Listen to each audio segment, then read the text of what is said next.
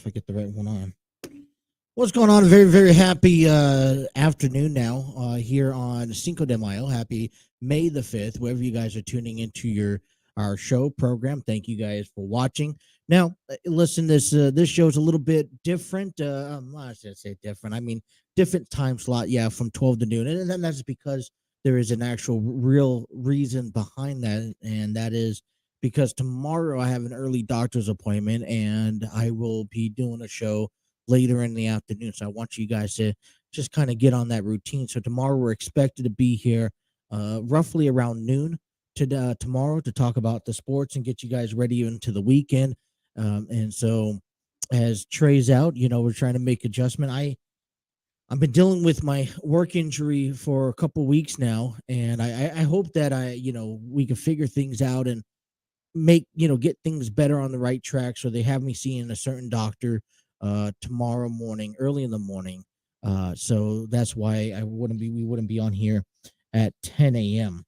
But coming to your direction here, I want to really just jump right back into what we ended off our show yesterday with, and that is talking about the last week NXT releases. Like I mentioned at the end of yesterday's program, NXT released, or WWE released, a handful of talents, and obviously there's people that aren't taking it a good way, and I kind of want to break that down.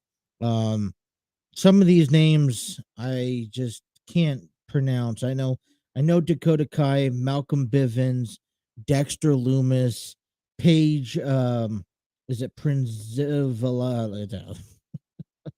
Let's go ahead and start with that already today. Heartland, Persia Piota, Sanjana George, and Draco Anthony. Those guys were released back on Friday with the WWE. They were currently in NXT 2.0, kind of bringing up their working their way up through the chains and whatnot. And I know a lot of people are sitting this a little uneasy when it comes down to, hey, these guys are getting released. What's going on with NXT and WWE? Well, I could tell you, let's look at things quickly on a business perspective, because I feel that I know that a lot of people sit here as a fan. You sit here and you say, well, Justin, that this is not a right decision that these guys are making. Okay. And it's not a right decision. And I agree with you. I would be the first to agree with you on the decision making that they made back on Friday. I think we have to relook at this. So earlier this year, Vince McMahon decided, hey, we're going to take NXT, the black and yellow brand, the brand that's been around for nearly a decade, and we are going to change that brand to a more upbeat, get a new image. And we wanted to change that image and with that image changing, and things are just going off at random. I'm starting to get a little concerned over here. My fan kicks on automatically. My light turns on over here automatically. I don't remember that light being on.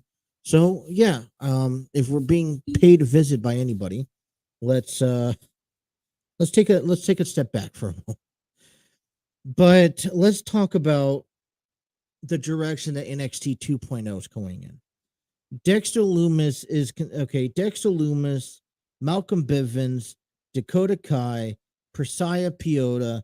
These are 4 key names out of the 8 men and women that NXT released last weekend. These people were in extreme, these are incredible talents. Let's not forget. Great in-ring ability. I don't think there's anything wrong with NXT and what they are expected to carry themselves. Dakota Kai has been with the NXT for numerous of years. She has been working along with I feel like Dakota Kai finally started figuring out exactly where she was going to be at in NXT. I feel like the NXT and WWE finally figured out where Dakota Kai was going to go in her direction. Now she's not in her 20s anymore. I think she's in her mid 30s if I'm not mistaken, and she's been wrestling for a long time. Now, when I refer to this statement and when I refer all this, it's because I want to give credit where credit's due, and I'm not pointing out, I'm not, picking out a peeve on this one here, but Armchair Booking had a podcast earlier this week. Go check them out on YouTube. Go check them out on, on audio streaming services. Listen to that podcast. And they talked heavily about these talents being released and how just it's an inappropriate time for this talent roster to be cutting size. Now, they've been building NXT 2.0 for quite some time. And it's been people such as Dakota Kai and Dexter Lumis who have made an impact and had helped shape NXT 2.0.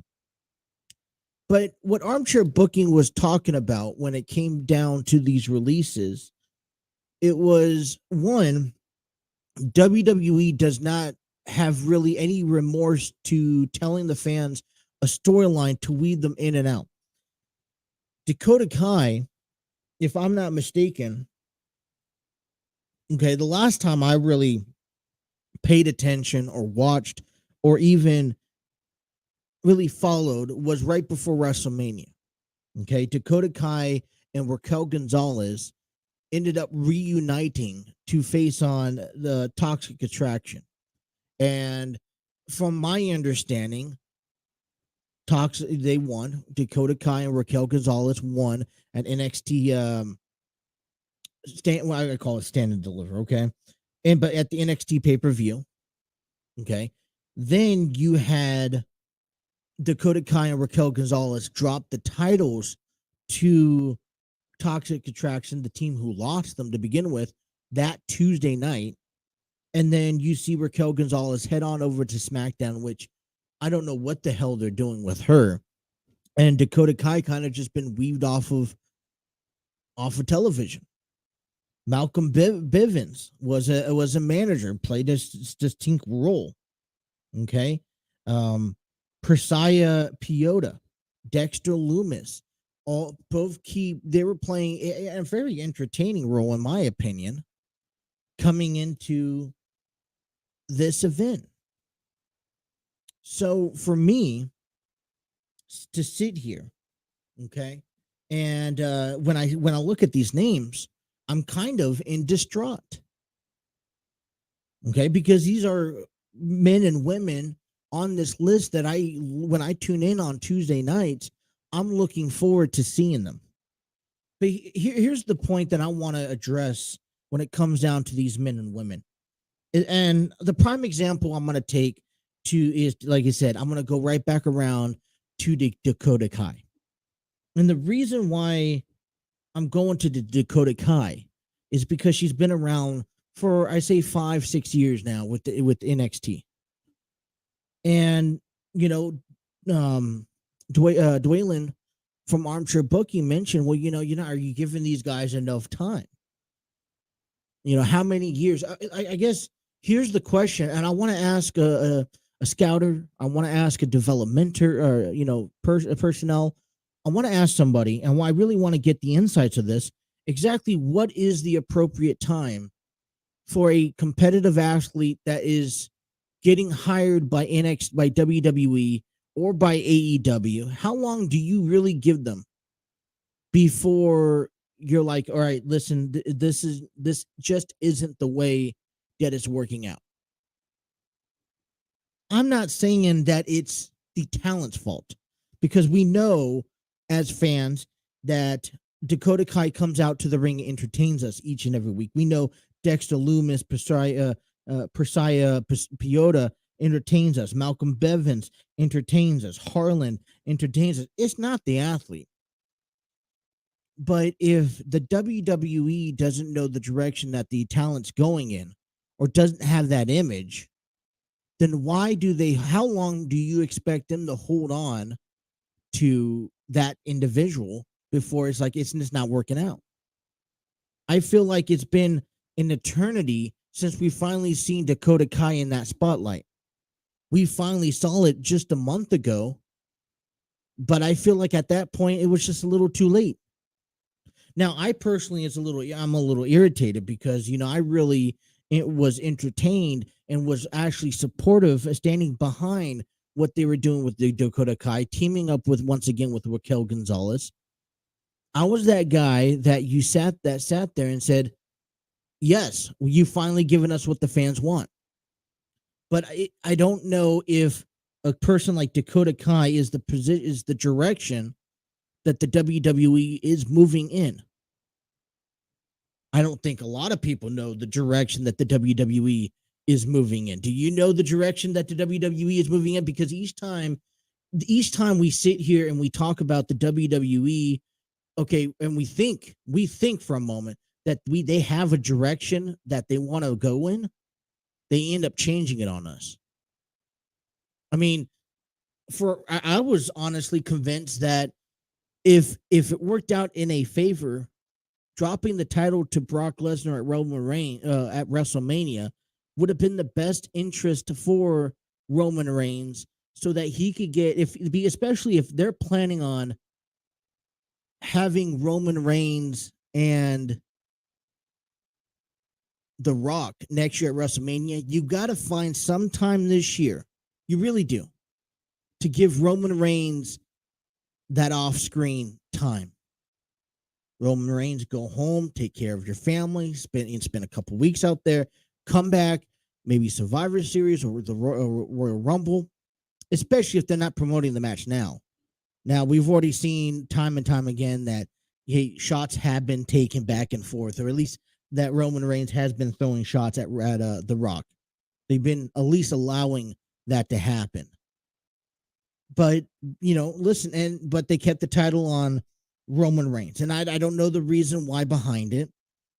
And I could, Trey will sit here on any day of the week and said, hey, Roman Reigns is going to be holding that title up until WrestleMania.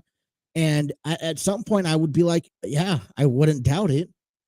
But Trey, you have to also realize that, Roman Reigns doesn't need the title to face The Rock at WrestleMania if that's the direction that the WWE is going around. But what the WWE needs to do, but then there's reports out, well, hey, Drew McIntyre is going to be the one, the best option for for Roman Reigns dropping that title. And I'm not there yet.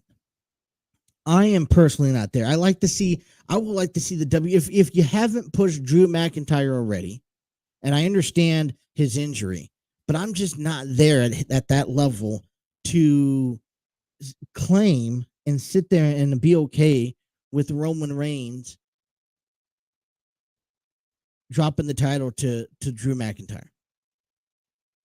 But going back around to the WWE releases and these NXT talents, NXT right now has a handful of selected guys. They have three levels of talent. They have your main event talent in Braun Baker, your Mandy Rose, kind of your face, Solo Sikoa. And then they have these group of guys that are at the edge of getting to that next level, that are just not, it's not like they're not there yet. But the NXT and WWE won't put them there yet. Tony D'Angelo, LA Knight, all right, Cameron Grimes. These are all guys that should be on top of that food chain. And the WWE or NXT, whoever you want to consider them as, they just haven't put them at that edge yet. Just yet. I just feel that these guys who have been released, some of them didn't work out. Some of them maybe stopped. I mean, listen, Dexter Lumis, Persea Piota, they were getting into a love triangle. And I'm not against that love triangle that they were getting themselves into. It was entertaining, but what else are you doing for Dexter Lumis? And if he's not being brought up to the main roster, okay, and because there has been talent out there that has one, either A, refused to be on the main roster for certain reasons, or two, they just don't see them at the main roster caliber, then why continue to hold them on? Cut them, find a position, find someone who you do see in the next 3 to 5 years on that main roster and build them up towards that. That's what I say towards it. I wanted to make sure that point got addressed because I ran out of time yesterday to talk about the NXT releases. And there's nothing against any of them. These are all great talent. They're going to go on and have added success to their career if they choose to step out that line and go work for a company like Impact or AEW or New Japan. I mean, I agree 1,000% with Dwayne at Armchair Booking when he mentioned that Dakota Kai is going to have numerous of success. She's a entertaining person. Absolutely. She's phenomenal in the ring. She knows her work. She just needs to find the right program to get out there and expose herself. And I feel like this is now a lift off the shoulders. I like to consider Dakota Kai, and I'll kind of resemble this. When she started her career off, WWE was a credible place to attend in the world of wrestling, especially as a female, because at the time, this was when the WWE started that female revolution. Well, let me tell you what, because I'm calling that a bunch of turds in the wind, because AEW, because WWE started the revolution, but they yet to continue it. I mean, matter of fact, they went 10 steps back.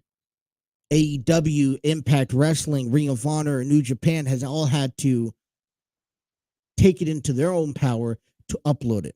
And how do they, and to encourage it? And how do they do that? Well, they did that by last night on Dynamite, crowning unifying the Ring of Honor championships, because I believe it was, and if I'm not mistaken, in the main event, it was Mercedes Martinez taking on Deonna Purrazzo for the unification of the Ring of Honor championship match. We will talk about that later in our program.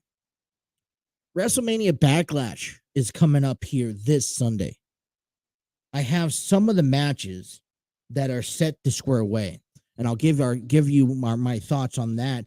And as we break it down later on this weekend, you have the Kentucky Derby 2 days away. Now, there's another incident I'm not really too, ecstatic about is the Kentucky Derby. I know I actually was intrigued that weekend a year ago when I was watching it. My daughter was actually very intrigued in watching it over the weekend.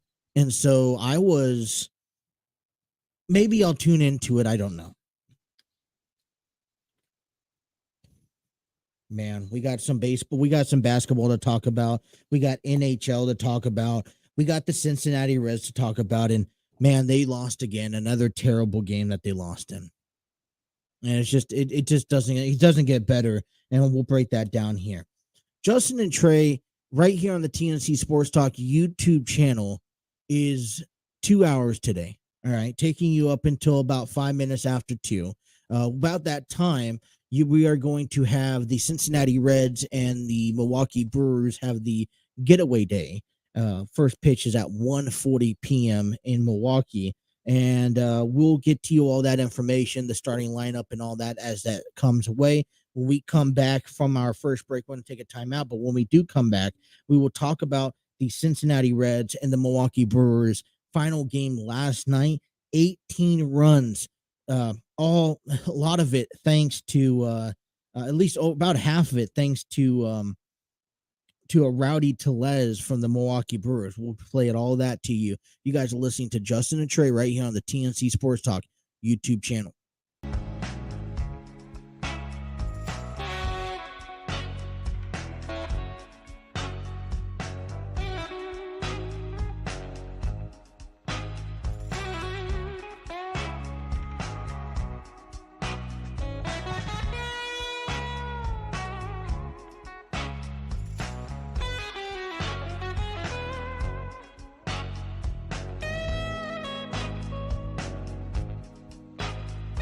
and I explained this over the week. Today's era, back they did the exact same thing what they're doing today 15 years ago. You talk about like guys like Carlito and Rey Mysterio when the Hardy Boys left the first time. Was that all broken news? No, you were only able to find that news on the WWE website because that was something, and they controlled that. You talk about why they couldn't, or why, it's all news to us and they're just doing things terrible. And I will say, listen, they're not doing things, they're doing things business as usual. They've been doing this for the last 20 years. And the only difference is that social media and the people have a voice. These athletes have a voice, and they use a voice on social media, on Instagram, on Twitter, on Facebook. And it stops, instead of WWE having that voice, it wasn't like Carlito got released back in the early days, and he was able, he could have tweeted out, hey, these guys are crap. No. What happened was that if they got lucky, a guy like Chris Masters who got released would have to take a phone call on an interview who talked about wrestling, which, by the way, there wasn't many areas or, radio stations talking about wrestling. There still isn't today. You don't see SportsCenter every single week having guests on that is a professional wrestler.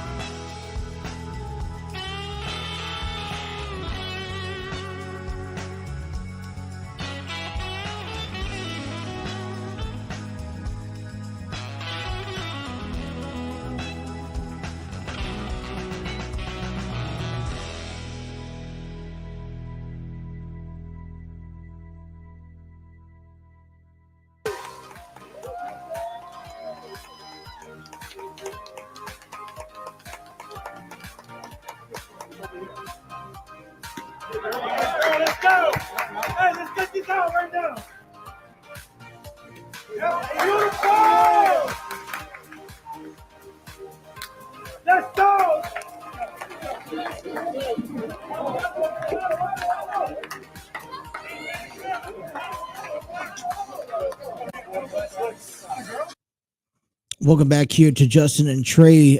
Kelsie Whitmore, I know we've been talking about her the last couple of days here on our program, and some history being made for the Staten Island. There's a Fairy Hawks, and yeah, listen, I don't a different name here, but so she's making history. Earlier she signed. She was the first woman to sign with a professional team. She became the first woman to sign with a professional team affiliated with the Major League Baseball last month. And that okay. So here, let me. I want to get. Just bear with me. I think I have it here. There we go. So she became the first woman to sign with the Major League Baseball, with the team that was affiliated with Major League Baseball last month. She becomes the first woman to be in the starting lineup for the Atlantic Athletic Club last Sunday.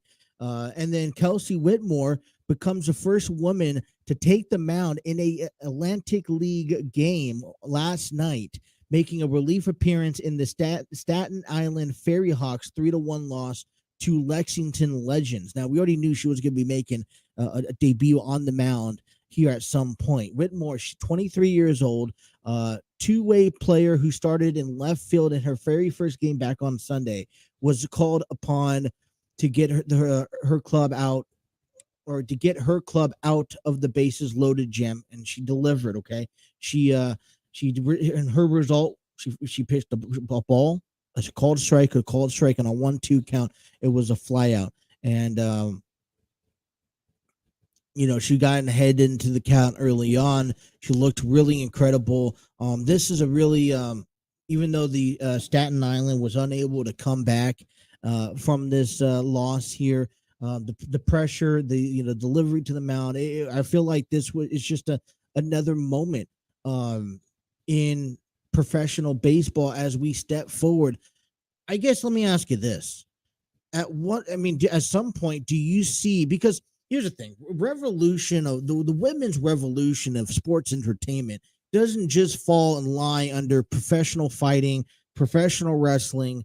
You got the WNBA, which is exciting to watch. I know that they had that, the arena lingerie football years ago, and I feel like that's taken it up to another level.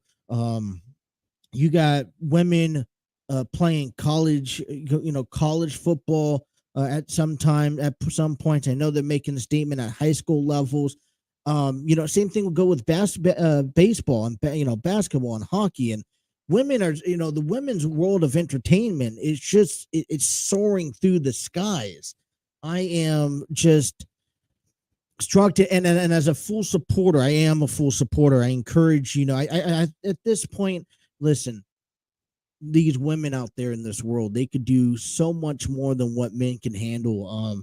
I'm not here to degrade anybody. I'm not, no men, no women, but it's not just in professional wrestling. And it's just there's another level, level this week. And as we go into the month of May, and the reason why I'm talking about this is because we are big advocates of women's revolution, women's rising, and NWF is having an all women's exclusive event on May 28th. And Trey and I, great enough to be able to sponsor a match down there at the event. So I'm sitting here right now, and I'm excited. I sit here with joy, the fact that this is something that she's been able to do. She was in the 2014, a little bit about Kelsie. She played for Sonoma 2016, 2017, and last year she pitched for the independent Portland Pickles.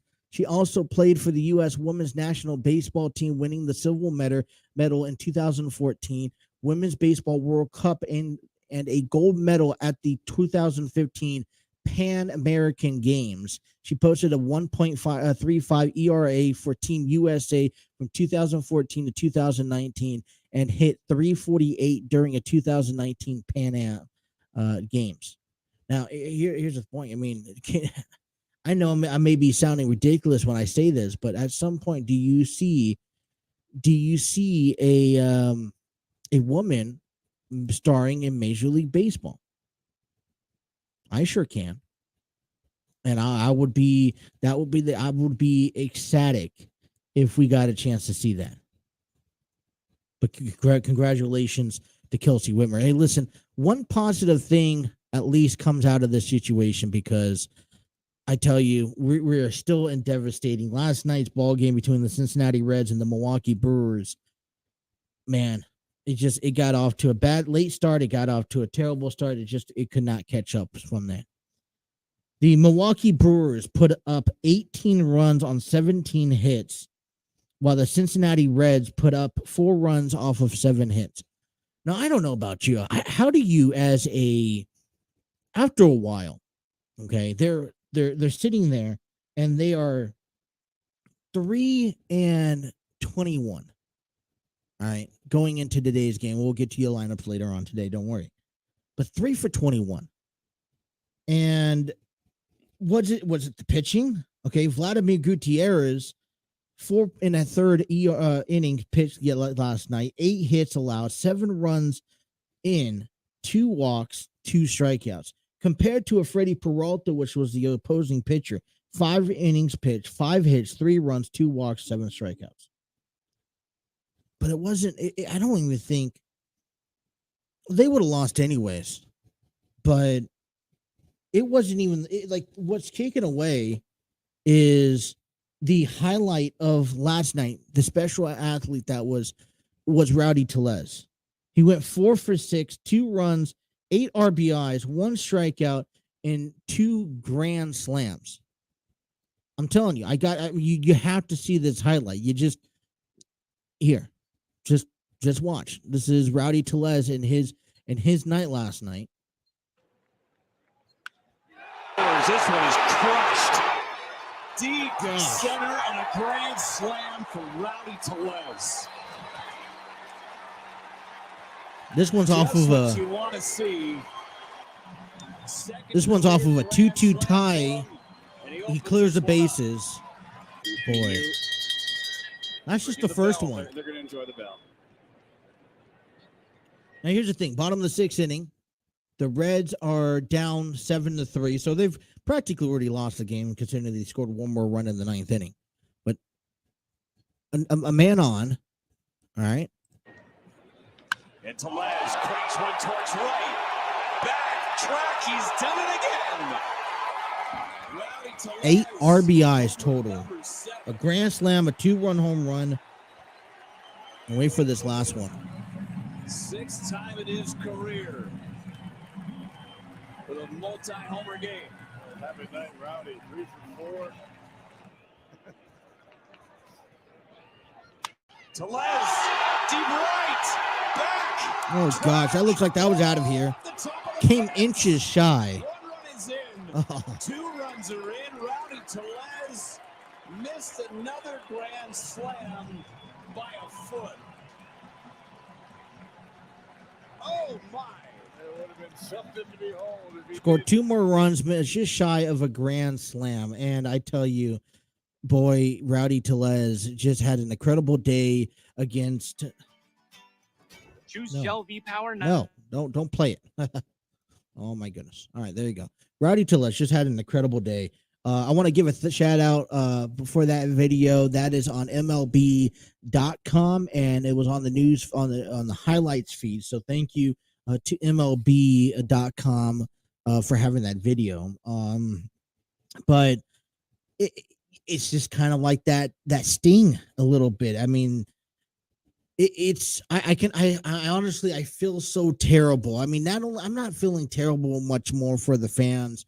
They're already having to deal with the Whitson, but just imagine if you're, Marty, if you're somebody, you're the Cowboy, you're somebody in the booth calling this game and having to find 9 innings of conversation to kind of pick up this team and just really go, trying to find some hope inside. Like, we could sit here and we could talk a bunch of shenanigans about how this, put this team down left and right. That's easy for us to do sitting here on this show.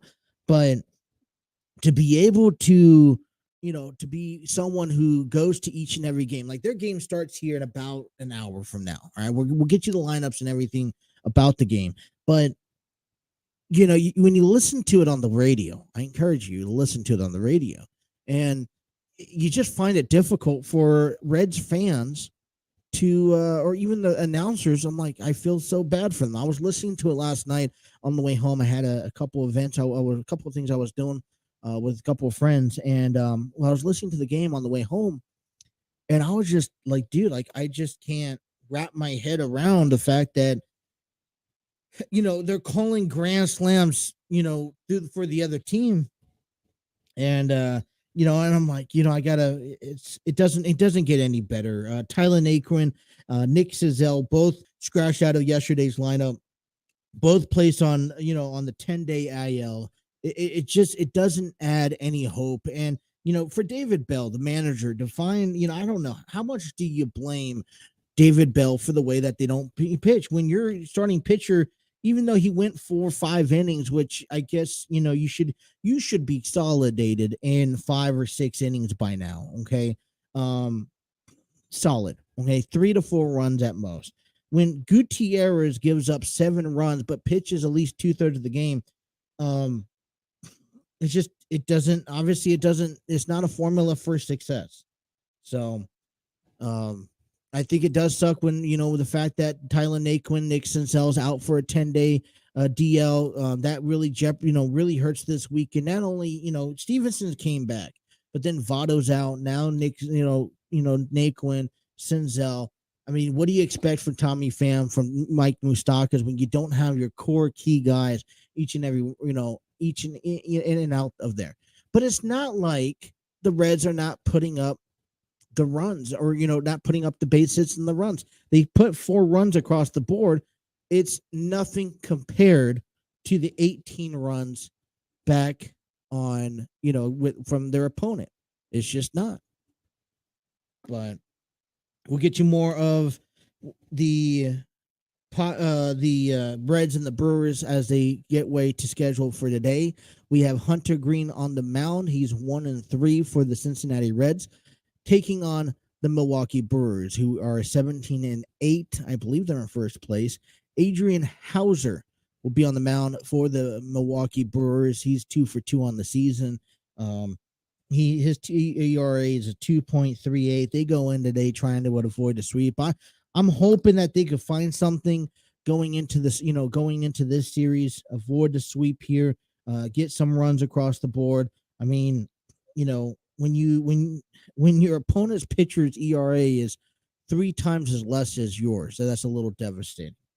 But I don't know. We will have to wait to see. That game starts at 1:40. All right, let's get to another break. We'll come back talking about some Ohio baseball. Cleveland Guardians former pitcher Mike Clevenger returns to Cincinnati, or returns to Cleveland yesterday, and pitched his first game since his Tommy John surgery at the Major League Baseball level. I'll tell you about that when he comes back. When we come back, TNC Sports Talk continues here on Justin Drake continues here on TNC Sports Talk YouTube channel.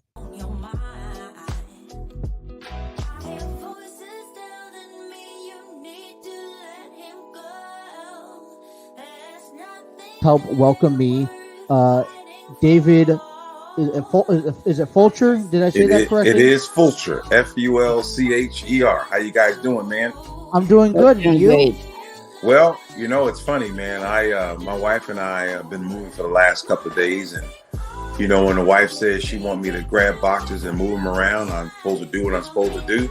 So I tried to get here as fast as I could, man. So I'm taking a little break just to come and talk to you guys, man. How's it going?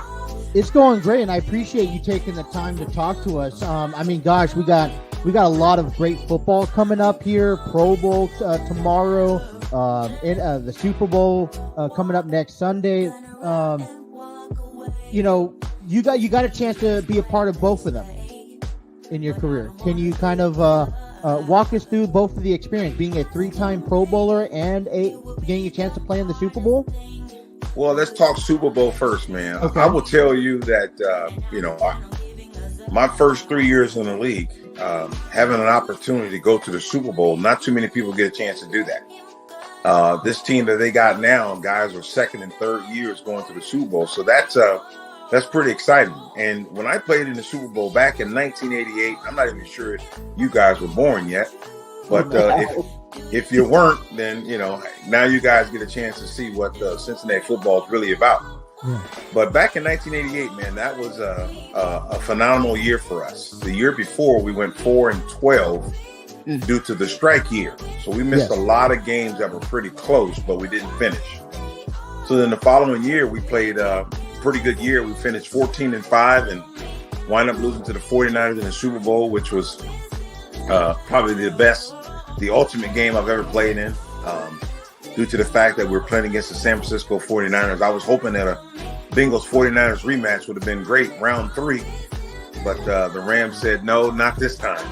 But just the opportunity to play in the Super Bowl, man, unbelievable. I mean,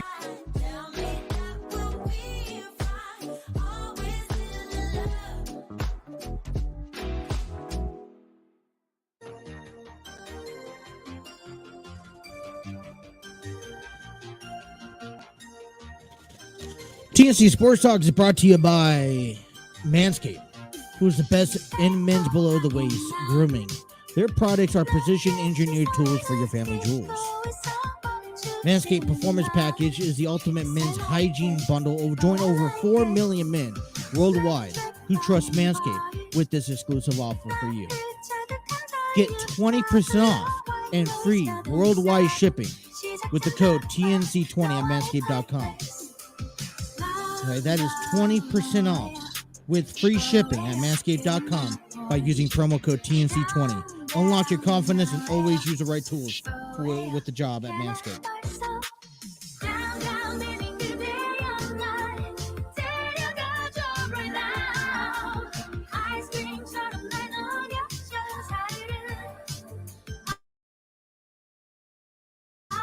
I'll tell you, if I have to, Manscaped, one of the best precision things that we're using here. Great stuff great products that they have. Is like I mentioned, to be able to have just to be able to have your set go-to stuff that you're just confident in using. All right, with Manscaped, right? It's not like you have to go out to Walmart and grab this. You got to go out to Target to grab that. You have to go out to Bath and Body Works to grab this. It's all one location.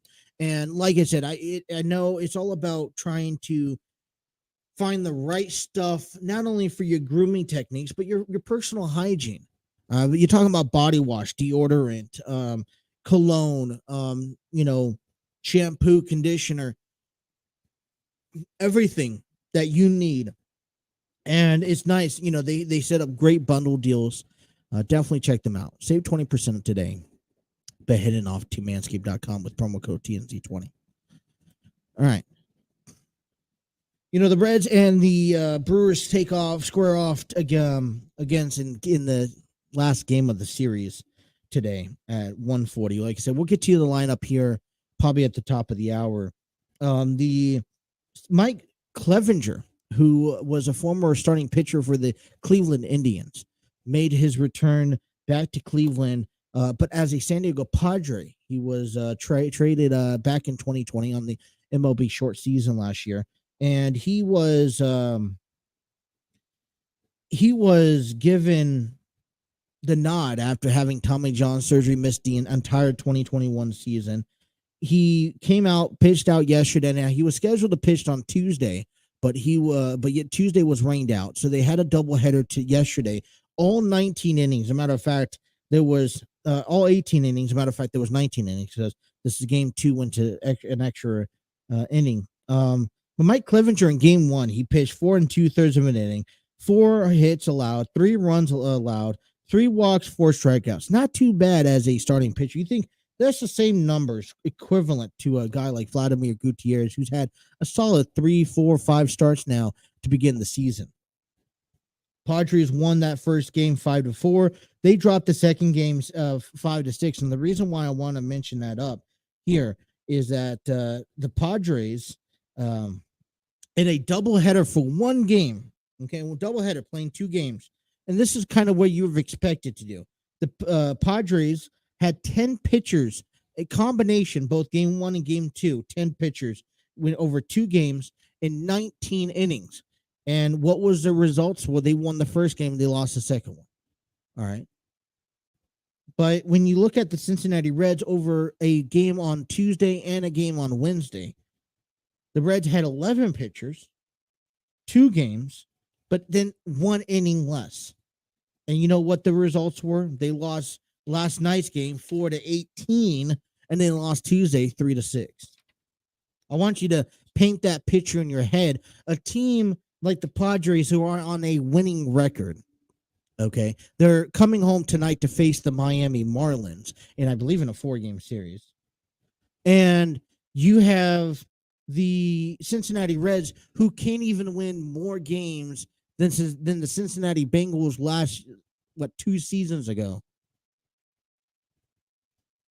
in a whole month of baseball. I'm sorry, that's just terrible.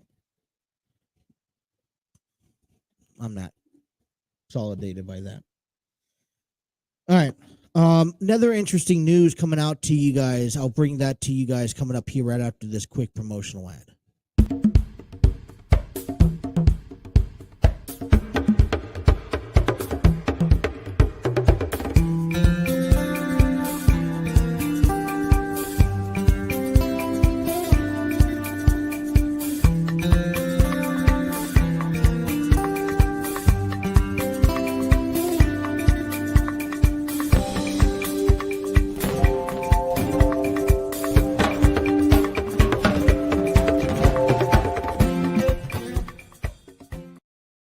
As we're talking about baseball here, another interesting story that comes around. If anyone who watches baseball knows a little bit about baseball, they know about Madison Bumgarner. Well, interesting thing that came across my table today, I thought would be nice to share with you guys, was Madison Bumgarner got ejected after the first inning by the first base umpire, Dan Bellino, for profanity use against the umpire. Now, here, this is we know about. I know about. So I'll share with you. Madison Bumgarner is very. He's not verbal, but he's very distinct on what he gets out of his performance. Okay, when he has a passion for the game. He loves the game, and when the home plate umpire is not throwing, that calling the balls and strikes that you need or that you want or that you deserve, Madison Bumgarner will let you hear it. There's been many encounters between Madison Bumgarner and Joe West in the past. All right. And in the first inning of the Miami Marlins and Arizona Diamondbacks game, that was a getaway day, starting in the daytime. Listen, Madison Bumgarner gave up a leadoff home run to begin the game for the bottom of the first for John Birdie. Okay, he gave it up against John Birdie, and then he struck out the side. Now there was a few calls inside that strike zone that the umpire did not give Madison Bumgarner, that he felt that maybe he should have given that strike. Now, like I said, Madison Bumgarner is more of a sensitive person. If you sit there and you aggravate him, it's not that hard to aggravate because he wants to get in there, get his work done, get out. And he knows that if he's on the mark and he's throwing his location and hitting his pitches, then he shouldn't have to see the repercussions of a missed call. Well, Madison Bumgarner, as he made his way back to the home to his dugout, all pitchers now have to get their hands checked for a controlled substance. And Dan Bellino, who was the first base umpire, checking his hand, you would have to see the pictures on this, and you could actually find this video on MLB.com. And he wasn't even looking at his hand. He was holding his hand, feeling it. Madison Bumgarner's looking down at his hand, looking, hey, have you found nothing? Can I go in there? Probably a little agitated that he gave up a leadoff home run. Some of the pitches weren't in his location. Umpire staring right at Madison Bumgarner. Okay. Madison Bumgarner looks up, looks down, looks up again, probably says, hey, are we done here yet? I don't know the exact term. I didn't didn't read his lip. No, I'm not a mind reader here. But some sort of allegation, some sort of confrontation started that caused Dan Bellino to throw Madison Bumgarner out of the game. And, this became absurd. This got out of hand very quickly. And I wonder if it could have all been avoided.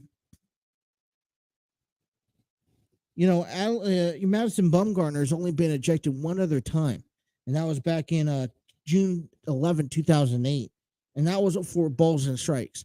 I'm wondering if there was a confrontation with that first place umpire. Maybe Madison Bumgarner said something prior, or whatever the case may be, about, hey, listen, I'm not going to like today's game. I'm not going to call balls and strikes. We're going to have issues. Maybe the umpire was not putting up with it.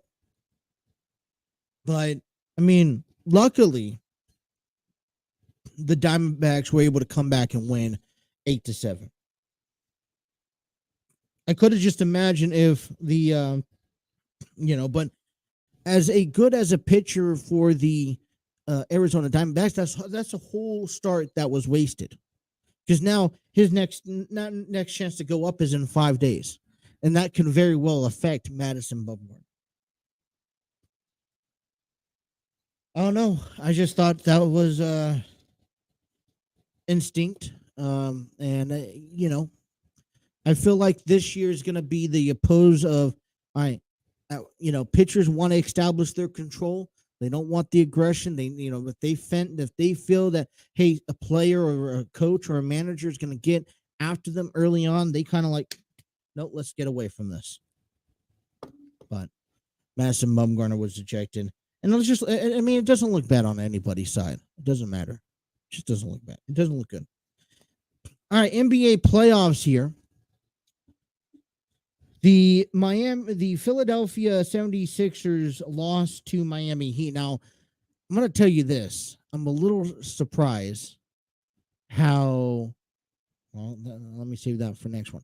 I'm a little surprised with Miami Heat coming up and showing up here against Philadelphia in this series. I believe they take the first 2 games. Now they're going to be on the road. What sucks is there's no basketball games played today.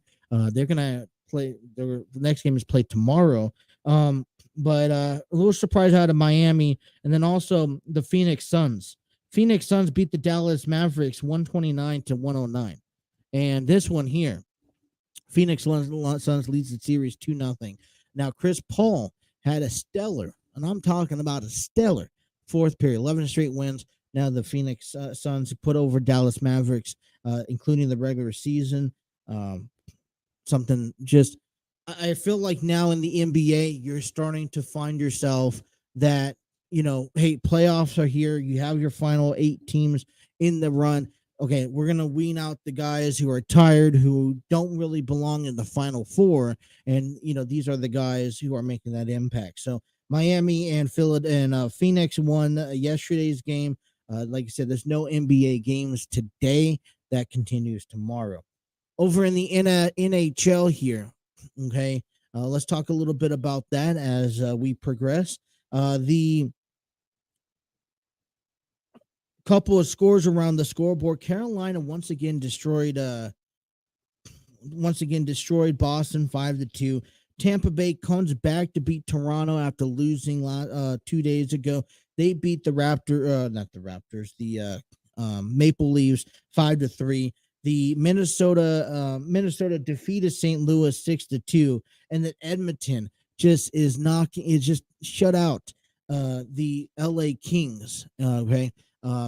Edmonton's goalie, Mike Smith, made over 30 saves against the Kings last night in a shutout victory. Now, Edmonton goes 2-0 to the Vikings. Not really what I'm a pleasant by with the Kings' performance. Now, they lost the first game 4-3. I've been told, all right, that this series was going to be down.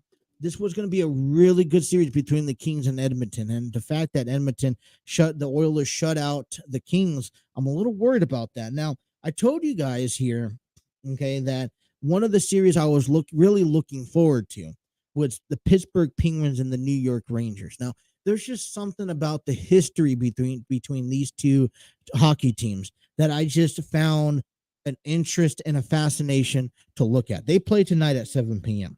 But all the other games don't really mean as much to me. And all the, I was watching a little bit of the Boston Carolina game, the first game, and I told you guys that, boy, Boston was very aggressive. Carolina has a very big defense. My question was that, is anyone going to be able to stop or overpass Carolina's defense? And I feel like that's going to be a key element in this Stanley Cup tournament or, championship, series. Because right now it looks like Boston's not able to get past, the defense of Carolina Hurricanes. Now, also, like I said, people talk to me quite often about the Kings and Edmonton Oilers, that this was going to be an epic series, especially it was probably one of the better games out of them all. Well, I'll put that to rest. Tampa Bay and Toronto. Okay. Toronto had a very easy opportunity to go up 2-0 in this series. They ended up losing to Tampa Bay. Toronto, okay, and Tampa Bay is that other series, that other day that you want to watch. I want to watch this series from start to beginning. Okay. So now, from having one team on my radar, for having another team said, hey, you should go look at this game and watch, okay, I see Tampa Bay and Toronto and how their performance as of late, and it's like, all right, if I'm going to watch any two games in hockey, I know I'm watching Pittsburgh and New York, which I get that game tonight, and I want to watch that game. But then you get Tampa Bay and Toronto. I'm like, all right, now let me start paying attention to that series. I'm worried. I want to pay attention to the Kings and to the Oilers. I'm just worried that the Oilers are kind of just going to take this one away, because I feel like the Kings hasn't lived up to their potential. Right? They kind of just slid on into the Stanley Cup playoffs this year. I don't think that the Kings are, don't expect much more from them, especially when Mike Smith, who is the goalie for the Edmonton Oilers, made 30 saves in last night's win, shutting them out. That's pretty impressive. All right, Justin and Trey here. Coming up here in hour number 2 for us. NFL. Before we get into wrestling, we have to talk about NFL. So when we come back, we'll get you the Reds and the Brewers lineup, because I'm sure it's out. I'll have to pull it up. All right, but we'll get you that. Yesterday, the NFL announces 5 international teams, and I have that list for you guys as well. I talked about the women's revolution here and how impactful that is and how they're growing. We saw Kelsie Whitmore, making her MLB, well, not MLB, Atlantic League pitch on the mound for the first time, breaking that record. Okay. We unified AEW Dynamite, unified the Ring of Honor Women's World Title match. All right. Mercedes Martinez, Deanna Praza faced each other to unify the Ring of Honor's Women's World Championship. I came across a question today also. Can you see the bloodline grow even more? Okay. And we talk about Women's Revolution. Asuka returns to the ring on Monday. And then also Dana Brooke and Tamina, man. They are pulling away, and they're making this 24/7 title something. But is that the right direction that these women should be taking their career in? Justin and Trey continues hour number 2 coming up next here on the TNC Sports Talk YouTube channel.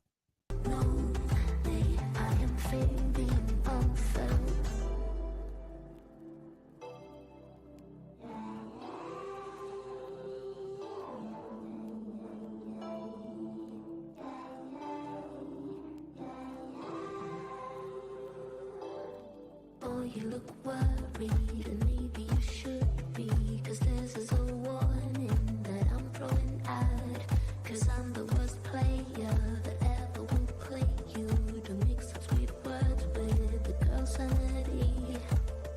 Boy, I'm falling.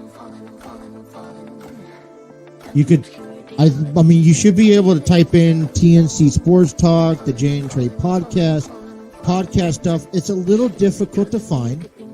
Right, but are you seeing this as well as I do? Yep, right. Just making sure, because I'm on the link, and you see our 2 logos, the Jay and Trey podcast. So you could click on, let's say we click on TNC, it's going to open up to the page, and now you could click T-shirt, TNC Sports Talk logos T-shirt. You can get it in different colors, and it shows you the color before buying it. And so I really, hey, we want to get a pink one, get a pink one.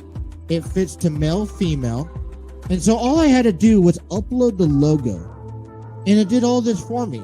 It comes in up to 5X, from small to 5X in male, and up to 3X in female, which I thought was very good.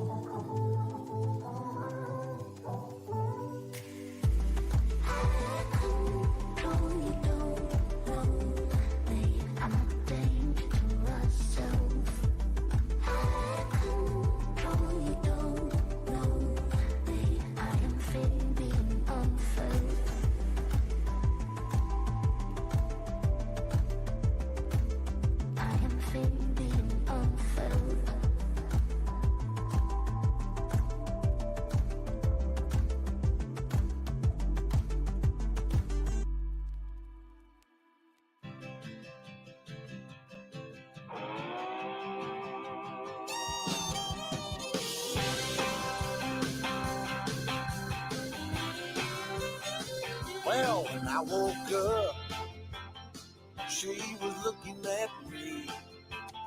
She told me I've been cheating on her in her dream.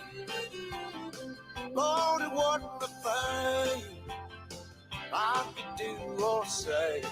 TNC Sports Talk is proud to be using StreamYard, the proud home of Justin and Trey. StreamYard Studios is where you can create your podcast, videos, host virtual business meetings, and even conduct your interviews. Check out their free version at StreamYard.com. I couldn't stay the same, so I stopped going out on Friday night. I stopped drinking. We also like to invite you out to our merchandise page. You guys can shop our merchandise at tpublic.com. Get your shirts, phone cases, mugs, and more. Grab your favorite sports talk show gear today by heading on over to tpublic.com/user/TNC-sports-talk. Order now. A little bit of TLC. Well, some tightening up here on hour number 2. Justin and Trey take you up to a full another hour. And with that being said, we don't normally like to do things like this, and this is where, when conflict of interest, see, this is why I love doing a show first thing in the morning, is because when you do a show first thing in the morning, you don't have any ball games going on your way. You just have you just have to deal with, hey, let's talk about what games are expected to happen today. Well, coming up here in about 30 minutes from now, we will see the Cincinnati Reds and the Milwaukee Brewers on Game 3. Now, the Reds are going to try to avoid a sweep here, and let's get to that lineup that is, oh gosh. You wonder yourself, okay, is this something like, are we just in for another loss? But for the starting pitching for the Cincinnati Reds, you have Hunter Green. He's 1 for 3. ERA is a flat out 6 with 22 strikeouts. Adrian Hauser will get the nod for the Milwaukee Brewers on this getaway day. He's 2 for 2. His ERA is 2.53 with 16 strikeouts. TJ, starting lineup for the Cincinnati Reds. Batting first in right field is TJ Friedl. Batting second at second base is Brandon Drury. Batting third at left field is Tommy Pham. Batting fourth at third base is Mike Moustakas. Batting fifth at behind the plate, Tyler Stevenson coming back. Batting sixth at first base, Colin Moran. At shortstop, Matt Reynolds, he'll be batting seventh. The designated hitter, Ronnie Dawson, the new guy that just came up, batting eighth. And the guy that I'm actually very intrigued about watching, Albert Almora Jr. He'll be in center field. He'll be batting ninth. So we got Friedl, Drury, Pham, Moustakas, Stevenson, Moran, Reynolds, Dawson, and Almora Jr. That's your lineup for the Cincinnati Reds. Over in the Milwaukee side, batting second and batting first, the leadoff at second base, Luis Urias. Christian Yelich will be playing left field, batting second, followed by Willie Adames. He'll be at shortstop. Batting cleanup is Rowdy Tellez. Had a monstrous game yesterday. Wouldn't say why he couldn't do that today. He'll be batting at first base. Hunter Renfroe in right field, batting fifth. Omar Narvaez will be getting the nod behind the plate. He'll be calling the balls and strikes, batting sixth. Tyrone Taylor will be out in center field, batting seventh. Batting eighth is Jace Peterson. He'll be at third base. And the designated hitter is Keston Hiroa. So that is Urias, Yelich, Adames, Tellez, Renfroe, Narvaez, Taylor, Peterson, and Hiroa for the Milwaukee Brewers. The one thing I would tell you about this comparison, just the comparison for these two lineups here, okay? Just look at the comparison and how these two lineups are built.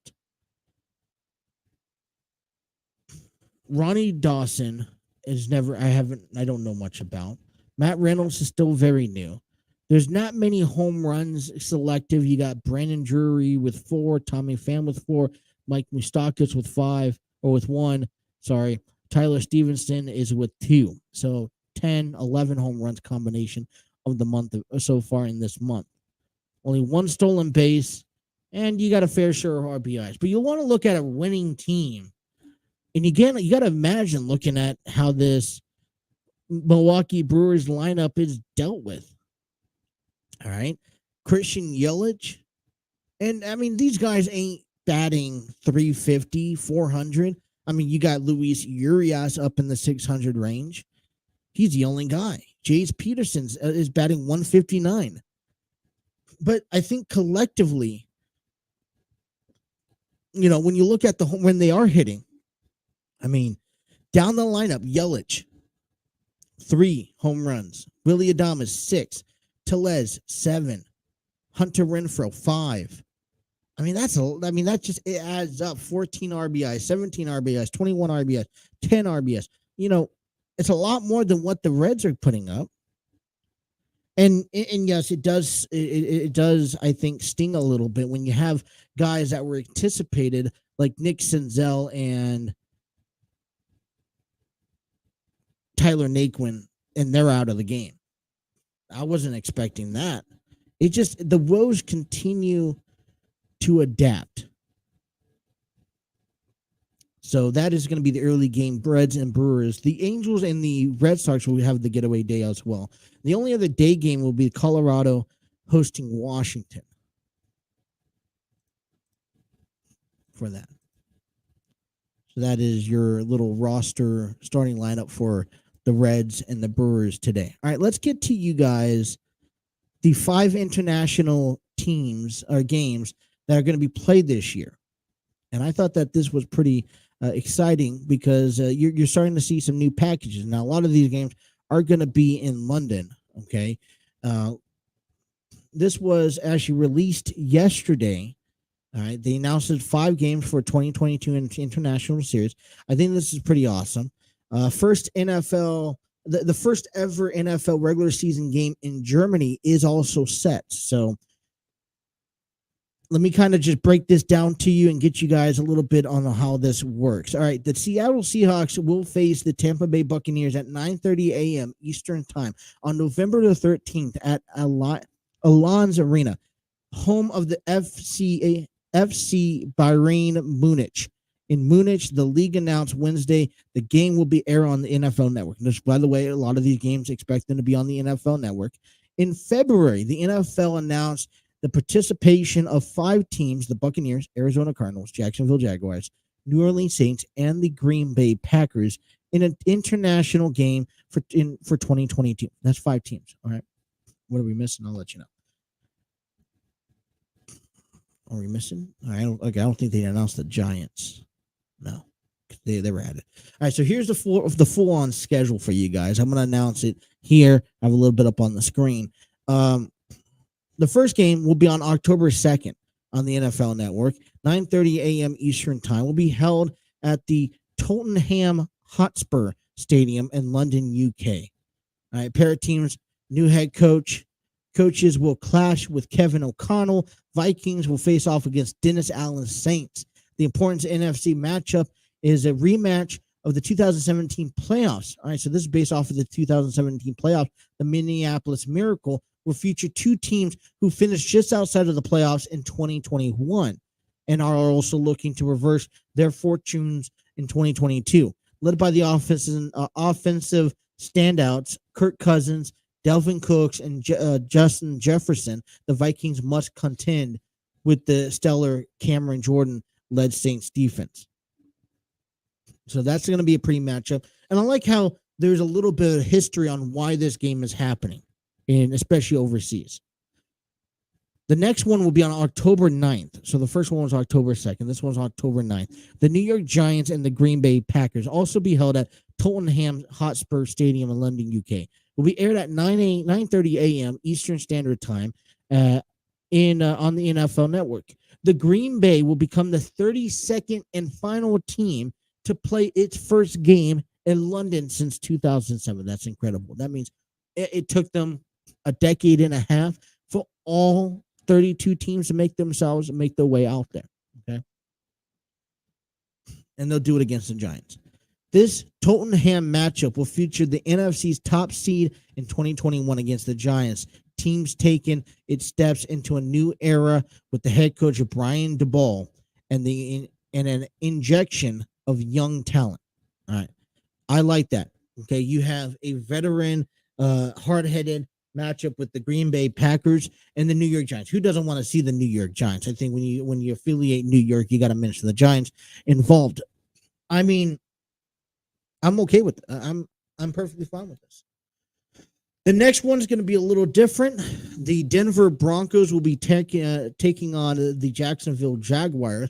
I think by now this is the tradition of the Jaguars always making a stop in London every year. That will be at 9:30 a.m. Eastern Standard Time on October 30th, the day before Halloween. Okay. ESPN Plus, and this is the only one that's going to be on ESPN Plus. The Jaguars. I'm always dropping pins. You know, it's interesting. Ever since I started doing this, I got to have a pin in my hand. Whatever reason. Don't ask me why. The Jaguars, making their 9th trip to the UK since the league began hosting the overseas game, will round out the 3 UK games where they will be facing in Denver. All right. Jacksonville will face a familiar face in former offensive coordinator Nathaniel Hackett, who is now the head coach for the Broncos. So something a little bit more light, a little bit more easier for them to handle. Now this, okay, so you think about this. In the month of October, for I want to say 3 consecutive weeks, but for 3 out of the 4 weeks, NFL will be played in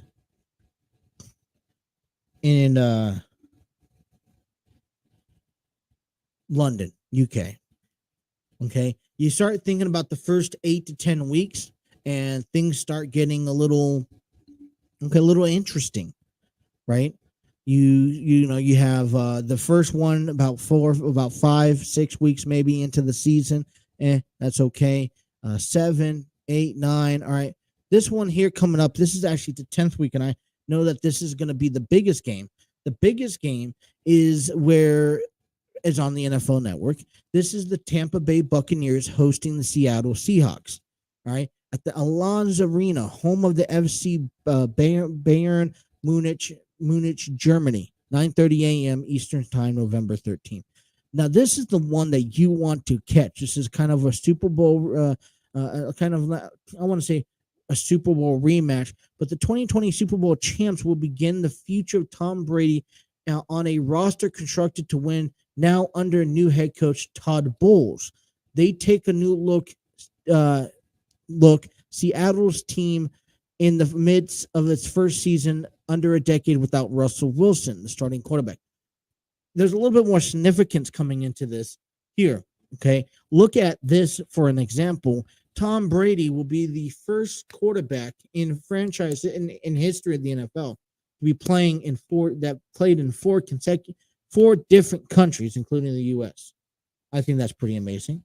Let's not forget about also how much more magnitude this is, because what I enjoy about this match is that there is now something that is worth to be played for. You think about it, you're over half the way through the season. It's week 10. There are playoff implications, which means that there's more out there to be looking forward to. And then right before Thanksgiving, this was probably one of my favorite matches of them all. You got the San Francisco 49ers taking on the Arizona Cardinals at Estadio Azteca, Mexico City. And I probably have butchered these names left and right. This one's going to be at 8:15 p.m., and that's going to be available on Sunday. Their statement on this one here: the Cardinals will face the NFC West rival 49ers in a game that could play a significant role in determining the final standings in the division. You're right. Your Thanksgiving week happens. This is what you're looking forward to. San Francisco reached the NFC Championship game in 2021 season before falling to the same team that eliminated the Arizona Cardinals on Super Wildcard weekend, and eventually Super Bowl champions, the Los Angeles Rams. You think that this is a division, the NFC West, now minus the Seattle Seahawks, because they got rid of Russell Wilson. We know about that story. this is still a division with Matthew Stafford in it, with a Super Bowl team that would like to make it back to the Super Bowl again. They've beaten the odds. You think about this. Think about the Rams. They had to beat their division, and they struggled against Arizona. They struggled against San Francisco throughout the season. They beat both teams in the playoffs. Okay. The team that we thought almost at one point that the way that the Cardinals were playing, they were going to be the team who would led to the promised land, that was going to win the division and then have to play. Well, okay, they did win the division, but we thought that they were going to be one of the favorite teams in the NFC. But then the Rams went on and they beat them. Then they come home, and after the 49ers overtake the division, the stadium at SoFi Stadium, we thought that San Francisco, less than a month later after they demolished and they beat the Rams, which got them into the playoffs, we thought surely that this was going to be another San Francisco easily win. And what did we see? We see San Francisco won. We saw San Francisco, Arizona lost, both coming from the divisions.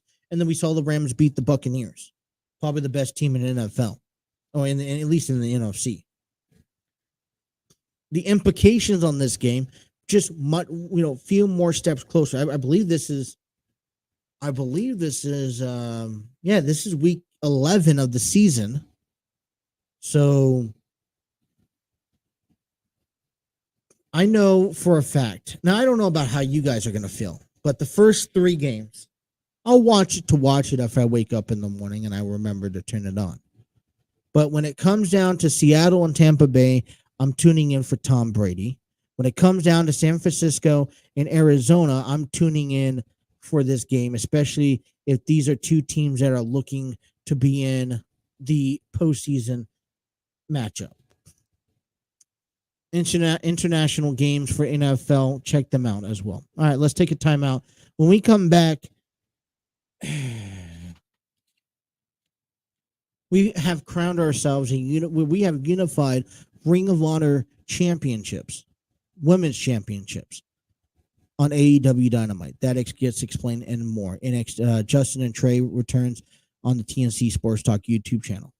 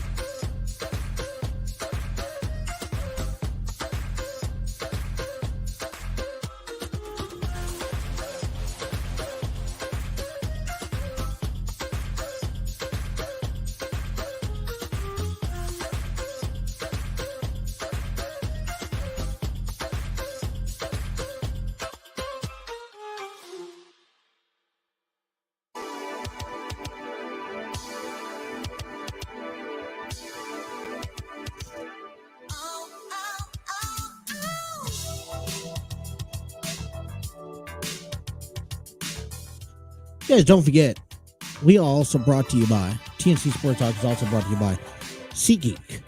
Save 20% off on your first purchase of $50 or more when you head on over to SeatGeek.com with promo code TNC Sports Talk.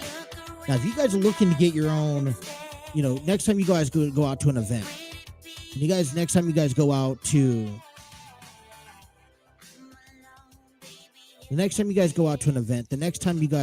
to a concert, head on out to SeatGeek.com and use promo code TNC Sports Talk by checking out and save 20% off.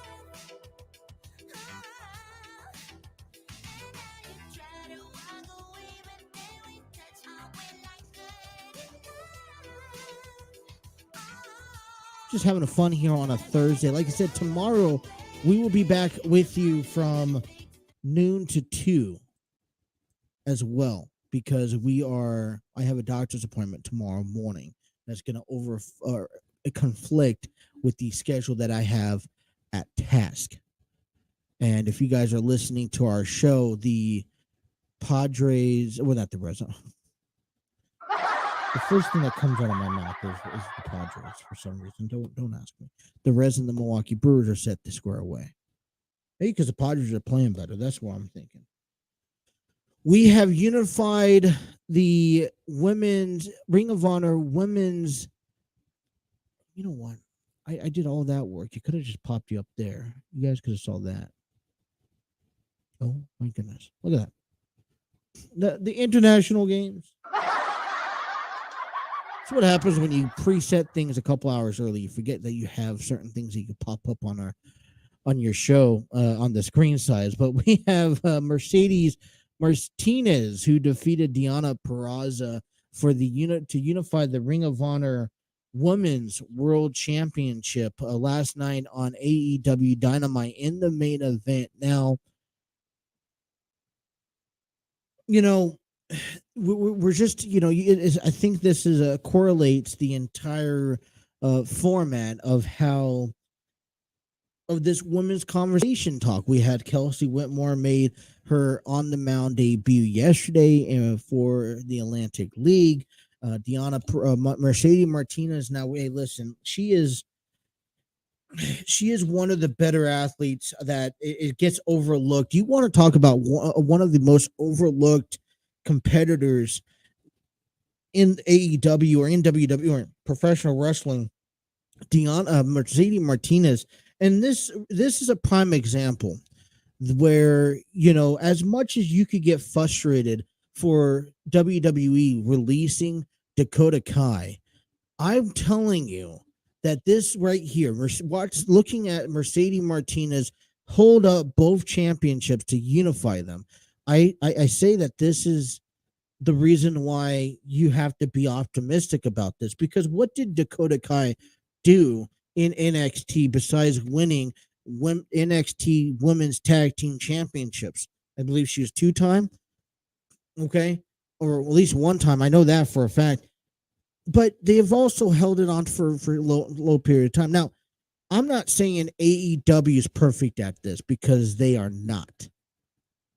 When I say AEW is not perfect at this, I mean there are plenty of athletes that come into AEW that should be at that high bar, that high stake, but they're not given that placemat. All right, they'll come up. Here's a prime example. Whatever happened to Ruby Soho?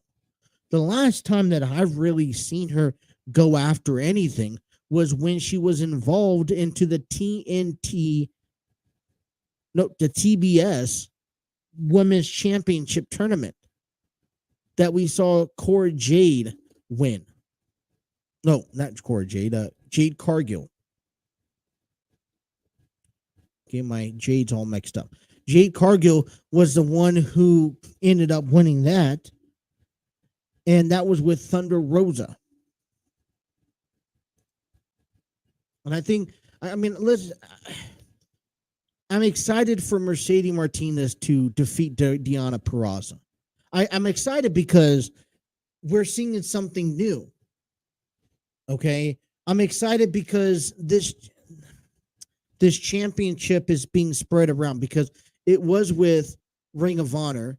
Then it went to Impact Wrestling when they went on hiatus. And then now it's coming back to AEW, who, by the way, owns Ring of Honor. I do like the cross championship way. Now, here was something that came to an interest of mine here. I want to get your guys' thoughts.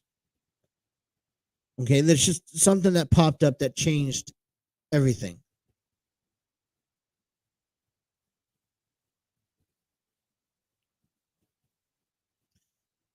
Sorry, just checking what I had here. All right, I want to ask you, okay? When Tony Khan sits there and he says, "Hey, I got this huge announcement, you guys. You guys got to watch. You guys got to tune in to me, and I got to tell you this announcement." And then the announcement is simple. The announcement is, oh, in a couple of weeks, we're going to have a forbidden door broken down again. All right. Let's not overuse that term. Why do you need to make an announcement claiming, oh, there's going to be a forbidden door to be broken down in the near future? Because ever since AEW has opened up, they have promptly been breaking down that forbidden door. When we used the forbidden door, I know on this show, months ago, okay, that was when Mickie James went to the Royal Rumble. And as I predicted, and as I told you guys about how that was going to turn out, it turned out. Now, Cody Rhodes is not the guy who is wrestling in WWE, AEW, Impact Wrestling, Lucha Underground, New Japan Pro Wrestling, NWF, OVW. No, he's strictly restricted to WWE. The only reason, and I, people are going to tell me I'm wrong, but the only reason why Mickie James went to the Royal Rumble and got a chance to promote her Impact Knockout Women's Championship was because they wanted to do the wrong. And while people sat there and got all excited that the WWE was making that step down. Now, and listen, I wanted to be that guy to sit there and say, yes, they're finally acknowledging. And I will say this, at some point in time, I don't believe the WWE will last as much longer without acknowledging that. Now, there's conflict of interest, there's rumors, and they're all just rumors when they say rumors, but they talk about, oh, this Cody Rhodes is going to bring AEW talent over. Well, sure. But see, now what I'm seeing here is completely different. I don't see the forbidden door is cross-promoting talent. The forbidden door has been around for decades. Okay, back when promotions were territorial, it was, okay, I don't want to ruin, I don't have nothing for this guy, NWA. Do you want to use him for 6 weeks while I figure something out for him? Hey, I'll give you 30% of our profits if I could use your championship. Not going to, change the hands, but if I could use it, because people will come watch the product. It's always been around. You talk about this forbidden door stuff. How many times have you seen AEW open that door to guys like, Morrisley, who was on Impact? Does AEW own Impact Wrestling too? Am I missing something? But AEW does it quite often. Whatever happened? Please tell me if you figure this out. Whatever happened to Jay White? And maybe I've been living underneath a rock, but I don't see Jay Lethal as much. I'm just saying that forbidden door is a forbidden door, and I get that. But it's for Tony Khan, it doesn't get used as a forbidden door. He has that connection. He's willing to cross promote other brands. And we go back around to this Mercedes Martinez and Deonna Purrazzo. I mean, look at Deonna Purrazzo. I mean, I remember hearing the reports how nervous she was going into this match this week because this was her first AEW match. And that, listen, she's a respected champion, being an Impact champion, being a Ring of Honor champion. She's held that title with glory. But is this a one-time deal? This is kind of, okay, here's that tryout run. Let me give you that spotlight. Morrissey, that same way. We're sitting here, and they're seeing cross promotions happen all the time. And as Double or Nothing approaches here in a couple weeks, and I don't see anything that's that overexciting. Okay. And for me, it's you announce big names, I don't necessarily want you to come out and say, oh, by the way, I got so-and-so coming to our program.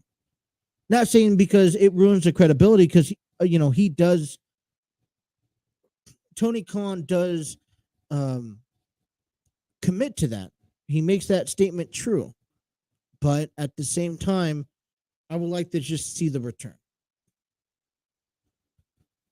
Women's wrestling is such a big entity.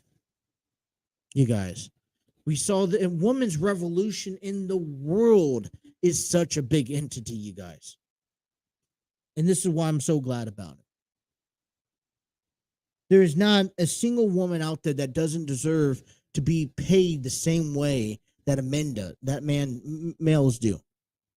They should be main eventing plenty of matches. Look at Thunder Rosa and Britt Baker in that steel cage match back in February or March. I mean, Ronda Rousey and Charlotte Flair should have main event in night 1 of WrestleMania. Dakota Kai will go out there on the free market and be somebody because WWE didn't push that. Priscilla Piota is going to be the same way. Look at the inspirations for a great example. We've always complimented how Cody Rhodes left the WWE, made a name for himself, became bigger than life, and now he's back in. But Cody Rhodes wouldn't be Cody Rhodes without going out there and doing his own thing. Matt Cardona is the same example. The inspirations are the same example. And I'm going to say something that's going to piss a lot of people off, but I'm okay saying it. I'm not decrediting the Bella Twins. Okay? Because they came in and they made the WWE a diva, bikinis and bras fun playhouse for women, and they made it a wrestling zone. Okay? They contributed. They weren't the only people, but they contributed. They had the ideas. They had the resources. They pushed and they pushed and they pushed. Well, you know what? They got it. They got them to get TV deals. They were growing as a unit. This was a time where females were, let's see the behind the scenes, and this was happening. But this was, I'm not decrediting what the Bella Twins have done. But if you really want to look at the power of success, okay, the inspirations weren't getting that opportunity. They knew, you knew watching Billy Kay and Peyton Royce that they were a faction unparable, in tarnish. They were a faction that would have stand bigger than life. But you know what? The WWE never pushed them because they had a name like Charlotte Flair. I hate to say this. I really do. Okay. But Charlotte Flair, I'm sorry. If you weren't a Flair, I don't know how bigger you would have been. I've said it. How much of Charlotte Flair's career is because of her father? How much does she still get because of her father? Sasha Banks, I'm sorry, honey, you're the same exact way.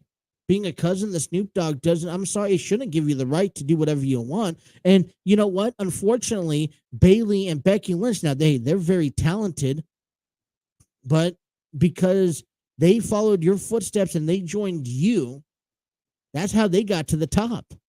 But you know what? I find it more fascinating to see.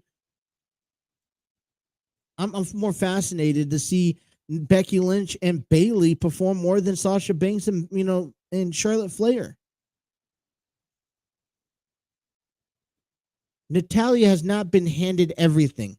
They try to hand her things, but she wants to earn them. She's that one person that probably deserves a lot more in this wrestling industry, that doesn't give you, or that doesn't sit there and complain about how she's being used in the WWE. Because I could tell you right now, if Natalya decides, hey, I don't want to do this no more because I feel like I deserve something, which she does, she could simply leave the WWE and go off to AEW, and they'll put her in the main event. But you know what? Here's the other problem with AEW. AEW will put her in that spotlight for, I don't know, a month or two, and then put her down. We got to cut to a break. I want to continue this as well. I feel like this is a conversation that is going to go around. I know there's not one direction or one main point that we're getting into this, but I still want to finish off our show talking about women's wrestling and the women's revolution as we hit in the month of May, and Revolution for NWF and PGWA is coming to Cincinnati, Ohio. I want to talk about that continuing here. Justin and Trey taking you up until a little after 2 o'clock here on the TNC Sports Talk YouTube channel.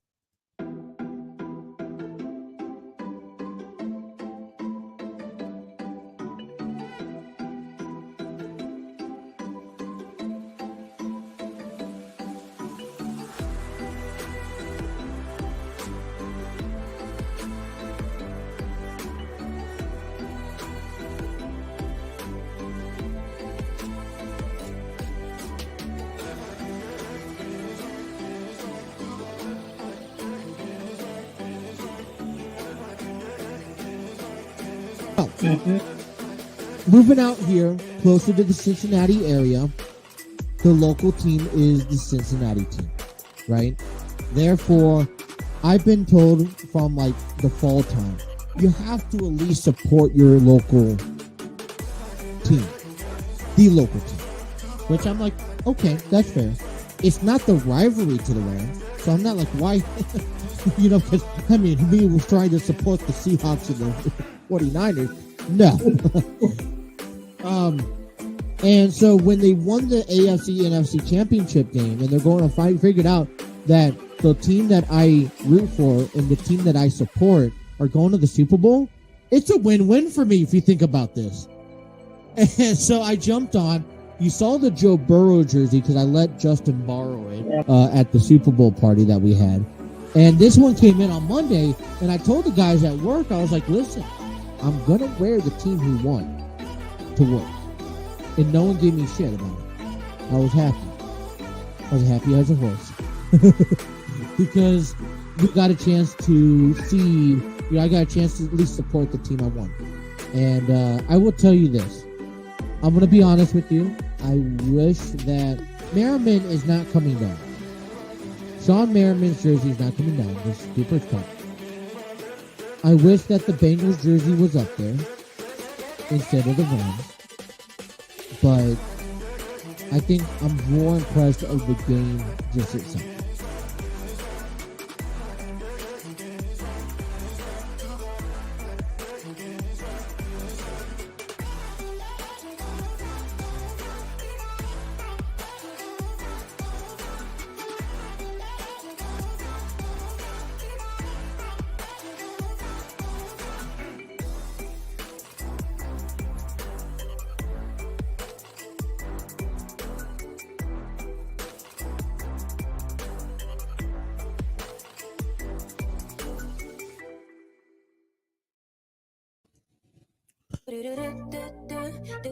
Excuse me. One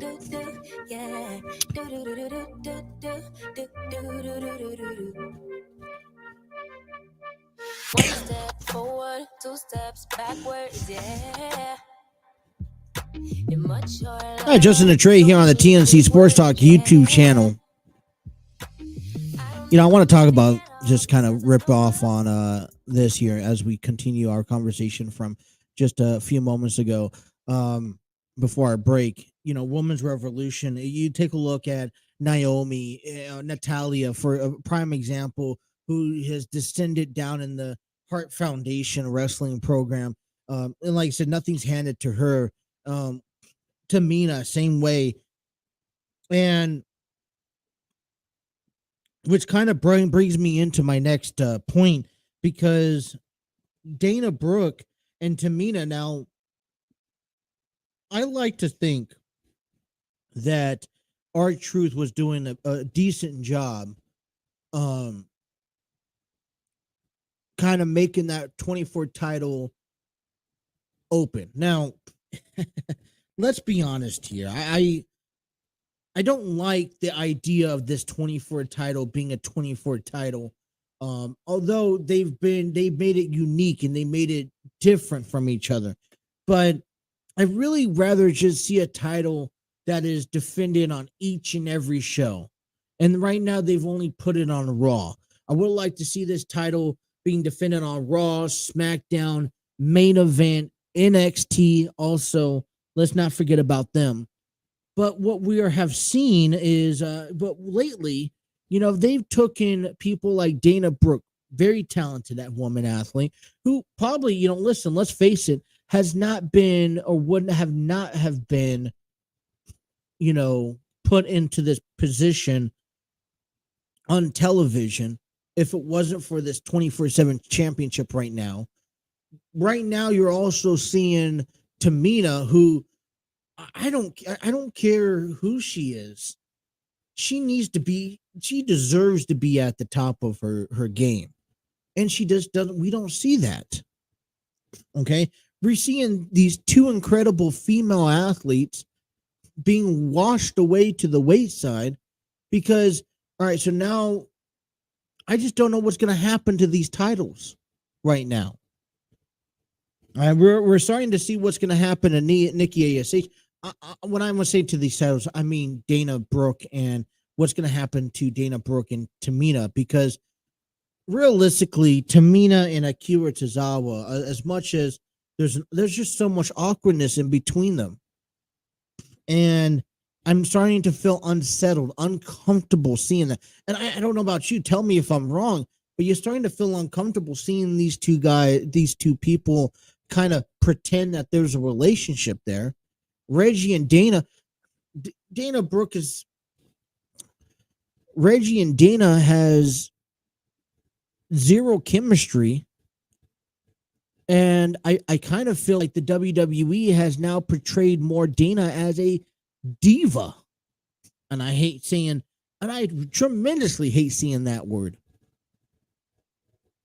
But that's what I perceive Dana Brooke as right now, that the WWE is built up as a diva.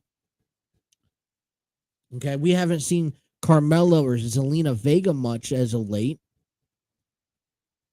I don't like the usage of in and out competition. I like it all one together. All right, let's talk a little bit more about AEW Dynamite last night right after this quick promotional ad.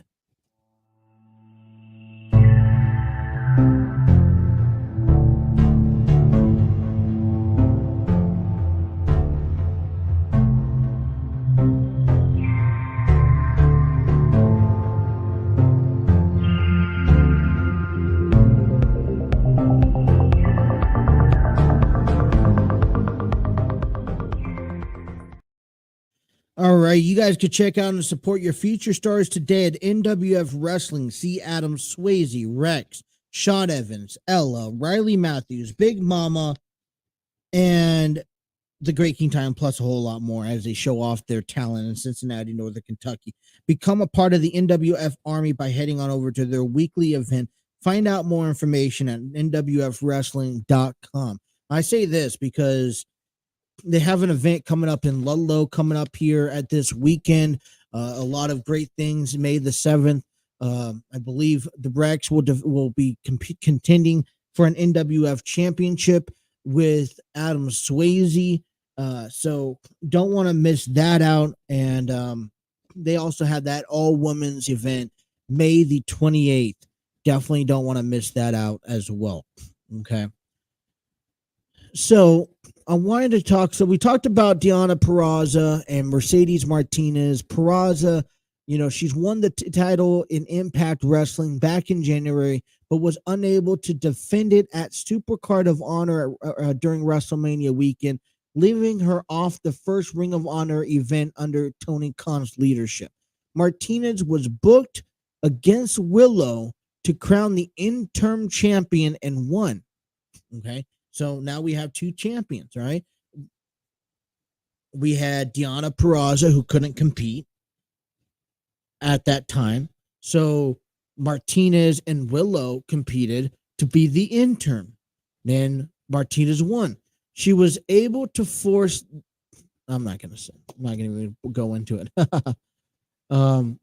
She ended up going into the Dragon Sleeper to win the match. Nearly all of the Ring of Honor's titles are now owned by wrestlers working under the contract of AEW, which is precise. Samoa Joe holds the TV title. Wheeler Yuta is the pure champion. FTR has the tag titles, and Martinez now has the women's title. Jonathan Gresham becomes the undisputed Ring of Honor World Champion at Supercard and has since defended the gold on AEW's program. Okay, and that's the goal. As they start trying to reset up Ring of Honor and getting it going, you got to get the titles that once were now spread it amongst promotions. You got to get the titles back on under your control. Okay, that's the same reason why WWE will never let another promotion. I mean, it's just a territorial thing. You never have another promotion win your title. And I understand Ring of Honor didn't have any other promotions at the time, but you still want to keep them close by. Okay. There's no confirmation of, okay. So the only thing that we do have is that Jonathan Gresham has the Ring of Honor's World Championship, but does not have any confirmation about signing an exclusive deal with Tony Khan. Okay, so I'm presuming if Jonathan Gresham doesn't sign some sort of deal with Tony Khan, at least under Ring of Honor status, that he may be asked to drop that title at some point for Ring of Honor. Now, I'm assuming there has to be an incentive if you can't force somebody to stay in your promotion, because we are also seeing what happens to AEW performers who have got signed, especially if they don't have a title on them. If you're not the Hardys, if you're not Jericho, and you're not in that, okay, if you're not in that clique, then you're going to be at some point get brought down to an undercard match, to a dark match, and you won't have that equal fair share. The 6-man tag team championships, last held by the Righteous, have not been seen since Final Battle. Okay, so there's still some more digging that AEW has to do, but they're moving in the right direction. Now, Deonna Purrazzo, listen, I don't know what her future is. I'm gonna be honest with you. If you're asking me, Deonna Purrazzo stay in Ring of Honor, that's fine. This is where you're going to be able to get your spotlight and your work in. Okay. You're going to be able to get AEW to come over to your brand. You're going to be able to get New Japan to come over to your brand. I say don't jump into another promotion because you have Ring of Honor that you've already seen what's happened after just standard competitors have been there for a while. They get put down. WWE has had a tendency of doing the same thing. Just don't get too comfortable yet to jump promotion. Deonna Purrazzo stay with Impact Wrestling. I say Deonna Purrazzo that it was a great experience, and hopefully you've learned away and take away. That's one thing I would give AEW a lot of credit for, is that they provide opportunities and experiences that some of these people just wouldn't have on national television. All right. To have, although she lost, having a title match on live television, I feel like it's something even special.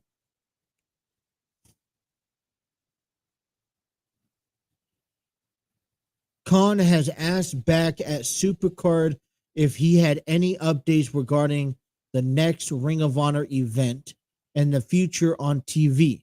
His previous deal with Sinclair Broadcast recently expired, but was unable to provide any updates. A few of Ring of Honor matches have seen appeared on both Dynamite and Rampage. I'm going to be honest, by the end of this year, we will most likely see Ring of Honor on a television channel that everyone can view. If Tony Khan, and I think he is, if Tony Khan was smart enough, that's what would happen. Before we end our show today on a Thursday, I want to bring to you this point, because WWE is having their WrestleMania Backlash coming up here this Sunday. And I want to share you their match card, at least that a few matches that I have noted down that we will be talking about throughout the rest of the week as we prepare for this pay-per-view. But then what I also want to do is give you the same opportunity and start talking to you about the AEW's pay-per-view in Double or Nothing that will take place the day after Revolution Rising, May 29th. This one will be in Las Vegas. So I'm going to start off with WrestleMania Backlash. You got Madcap Moss taking on Happy Corbin. Bobby Lashley taking on Omos in a WrestleMania rematch. Edge takes on AJ Styles with Damian Priest barred from ringside. That is a WrestleMania rematch. Drew McIntyre and RK Bro will take on the Bloodline in a 6-man tag match. That's Roman Reigns, Jey Uso, and Jimmy Uso. Cody Rhodes will take on Seth freaking Rollins at WrestleMania Backlash, a WrestleMania rematch. A WrestleMania rematch that this time has a stipulation in the main event. I sure hope it's the main event. Ronda Rousey and Charlotte Flair. Now, as we start approaching here, so 72 hours close next to 72, almost coming up 72 hours for this event. Okay.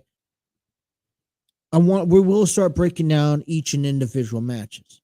But I also want to go over here real quick what this Double or Nothing has for you. So what I want you to think about is what pay-per-view, if you had to choose right now, based off the match card, what pay-per-view would you already see? You have the AEW World Championship, Hangman Adam Page taking on CM Punk. You have the AEW Women's World Championship, Thunder Rosa taking on Serena Deeb. You have the Men's Owen Hart Cup Tournament Final, Samoa Joe, Adam Cole, Dax Harwood, Darby Allin, Jeff Hardy, Rey Fenix, Kyle O'Reilly, and then one last person to be announced, which, by the way, Jeff Hardy and Rey Fenix won both of their matches, qualifying matches last night. Then you got the Women's Owens Hart Cup Tournament Final. Toni Storm, Jamie Hayter, Hikaru Shida, Red Velvet, Ruby Soho, Dr. Britt Baker, Ryo, Yuka Sakazaki. I have fun saying that one last person to be announced. So when we come up to the end, but to this Double or Nothing event, I know there's more matches to be added, but when you look at WrestleMania's Backlash match card, what do you see? Well, I see WrestleMania matches. And I don't even know if the build up to these matches are even better than the ones that we saw at WrestleMania. Okay. Cody Rhodes was a surprise. Now, yeah, we could have, told you, hey, yeah, Cody Rhodes was going to be, making his debut at WrestleMania, or his return. Okay, that's fine. But I feel like this match between Cody Rhodes and Seth Rollins is not.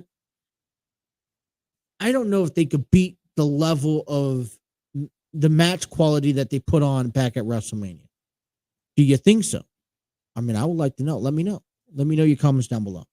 AJ Styles and Edge. Now knowing what Edge is slowly starting to build, I wonder, is there going to be an additional member to this dark side of Edge and his faction other than Damian Priest? Now, there's been that mention of Rhea Ripley, and I wouldn't mind seeing Rhea Ripley be a part of that. But that's the question that it's validating that conversation, because obviously I feel like there's something gonna be possessed over there's something more to this, because Damian Priest is not, AJ Styles just is not gonna have a one-on-one clean match, especially with Edge and the way that they're putting down. Happy Corbin and Matt Cat Moss. It's been almost nearly a month since I've seen that. I was excited for it for when the turn happened. Now I'm not looking forward to it. Omos and Bobby Lashley, not really looking forward to it either. When I say I'm not looking forward to it, it's just not a match on my list. Ronda Rousey and Charlotte Flair. Well, I'll tell you this, it's an I quit match. Someone has to say I quit. Will we see that happen? I don't know. I can't see WWE making Ronda say I quit. Yet again, I can't see Charlotte Flair saying I quit. So I've honestly, for a match that I felt that should have been a submissions match at WrestleMania, that failed. For a match that I thought was supposed to be a main event match because Ronda won the Women's Royal Rumble match, we didn't see that. So this match particularly is hitting a little salty on my end. Now, like I said, we'll go over this more in depth closer to the time. I just kind of want to start laying out the fundamentals.